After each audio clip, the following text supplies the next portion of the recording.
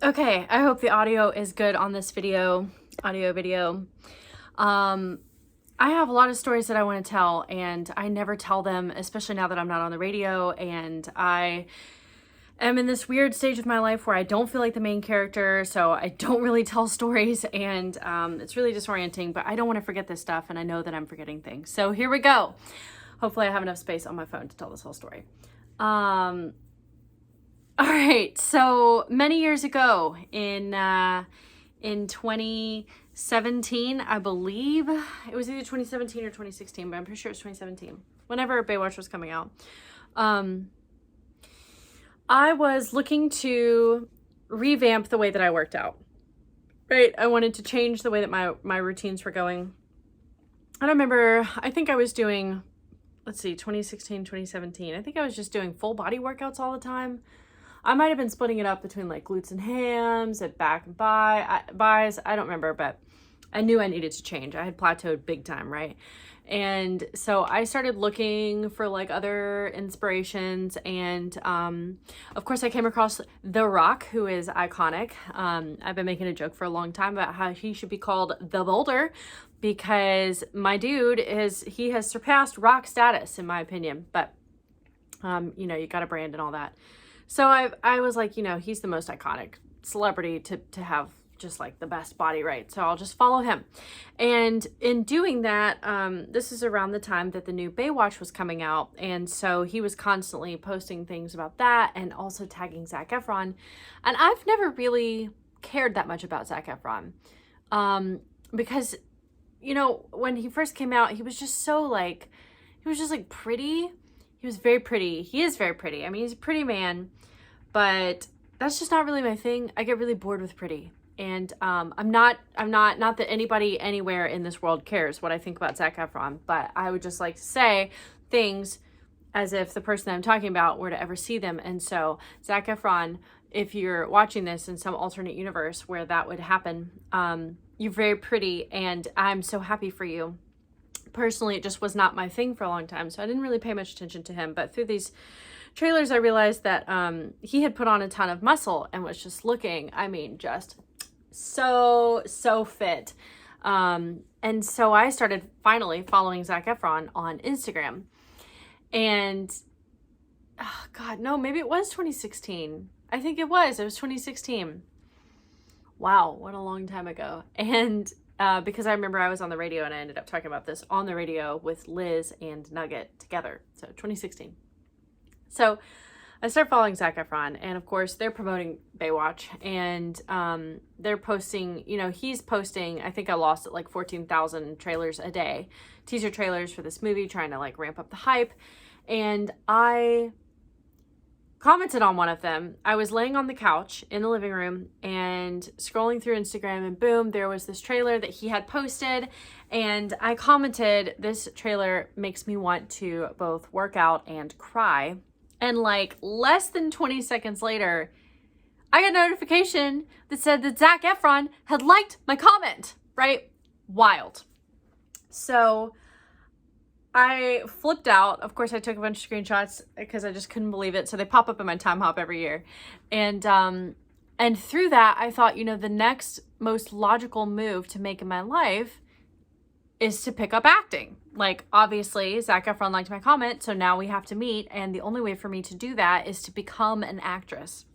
So I pursued that.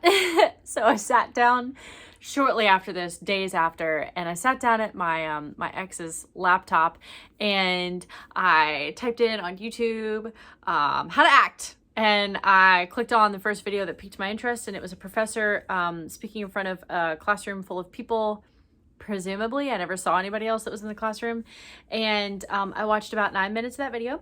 And within those 9 minutes, he was talking about the subject of how to evoke emotions, like such as crying, things that need to be very evident on your face within your performance. And he mentioned that some people will think of a time in their life when they've experienced the emotion that they're trying to evoke in a performance, and how, and this makes sense to me, that can be really damaging because you're constantly reliving all of these traumatic events, right? And so he was saying that the alternative to that is to be aware of the fact that when you are feeling things that you emotionally, that you actually do feel them in your body as well. And it's kind of hard to separate them in the moment, especially if you are feeling something extreme. But if you are to tune in when you're feeling those things, become a little bit more aware, you can kind of feel in your body where those things are happening. And that is the best way to go about bringing forth those emotions in a performance. It's a more mentally healthy way to do that, which is fascinating to me. And so I watched about 9 minutes and I thought, that's it. I think I've got this down. And I wrote in my vision journal in January of 2017 that I was going to pursue acting, and I did absolutely nothing with that. And that is the end of that story. That's the absolute end. I'm a nut, but I also would like to have on record here, in addition to my extremely messy room behind me, looks great, looks so good. I'm killing it at life. I have thought a lot about where those emotions come from physically. And I'd like to talk about that because maybe it will change. Maybe I will feel them differently as I get older or as I experience more things. And I'm a little out of touch. I'm a little disconnected right now just because of all the things that I've had going on for the last couple of years. But I'd like to talk about that. So for me, joy feels like a hug. Joy feels like a hug. It feels like it wraps around the bottom of my rib cage, like an embrace, and it comes up through the center of my body, and it spreads across the mask of my face. That is joy. That is like extreme joy. Sadness, run-of-the-mill sadness, makes me feel a little bit slumped over, right? That's what we do a lot physically when we're sad, a little bit slumped over. It almost feels like something is pushing down right on my traps, on my shoulders, just kind of pushing down on me there. It also feels like it makes my chest a little bit concave. And I imagine that is actually what's happening because you just feel like you're being burdened by sadness. Surprise hits me right in the ears and the temples. And I wish that I knew more about anatomy and because I would be willing to bet that surprise and adrenaline go hand in hand. And I would just be willing to bet that adrenaline spikes here, right? Grief is one of the ones I think that hits me the most physically, and I feel it. I feel it really bad. Grief feels like, I know this is going to sound so odd, but it's my odd, and I'm calling the shots here. You know those back braces that are like a back brace and they come up on the back and then they like hold the back of the neck in place and like hold you in place like if you were in an accident or broke your back or broke your neck or something? That's what grief feels like. It hits me in all of those places. It comes up around my back. And it also comes up through the middle of my chest. And then it feels like it wraps around and pushes my head down. It wraps around the base of my neck as well. That's grief to me. It feels like it hollows out the middle of my right below my rib cage, I guess where my diaphragm is, and it's almost as if the whole thing is a rope that's just being pulled. That's grief. Sometimes grief for me will wrap around the front of my eyes, right here, just right here, as if it's like pulling me down a little bit. And I've spent the last several years, I guess 4 years, thinking about those things since I watched that video, because it was at the end of 2016. And it's really interesting. I was singing a song on the way home today. I was singing No Good Deed from the Wicked soundtrack. And there's a part in the song where she's saying, she's talking about, Alphaba is talking about all of the people that have been negatively affected by, I guess, like her presence and the things that are happening. And she's like, she says, Nessa, and then she says, Dr. Dillamond. And I was singing it really expressively today. I listen to that song all the time. It was on my most listened to of 2016. So I listen to it regularly, especially when I'm feeling extra. But when I was listening to it today, I was singing very expressively, something that I'm trying to allow myself to do.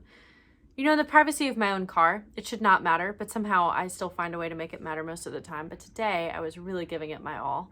So if you were driving through Shelby Farms at 6 o'clock today, you are welcome for the show. But I let that Dr. Dillamond catch in the back of my throat so much that it made me choke up and start to tear up.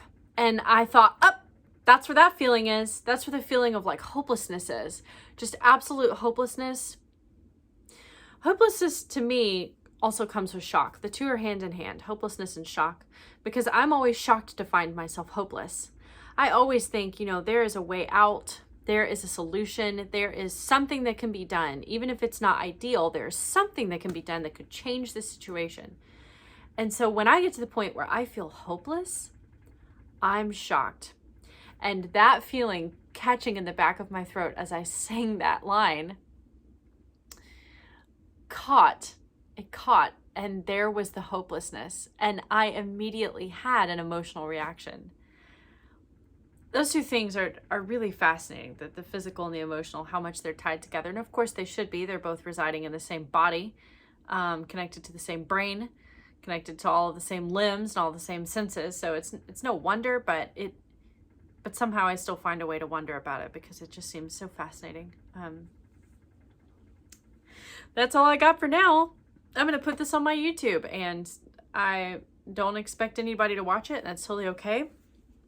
But I have gotten to the point where I don't want to type on my phone, and my computer is old, so I don't want to like type these things out. So hopefully these videos will be immortalized. Hopefully YouTube will be around forever. I'm still a little scarred from MySpace disappearing with all of my hopes and dreams that I had written out in my blog on MySpace. So hopefully that doesn't happen. Hopefully this sticks around forever. And yeah, that's it. So great, dope, sick.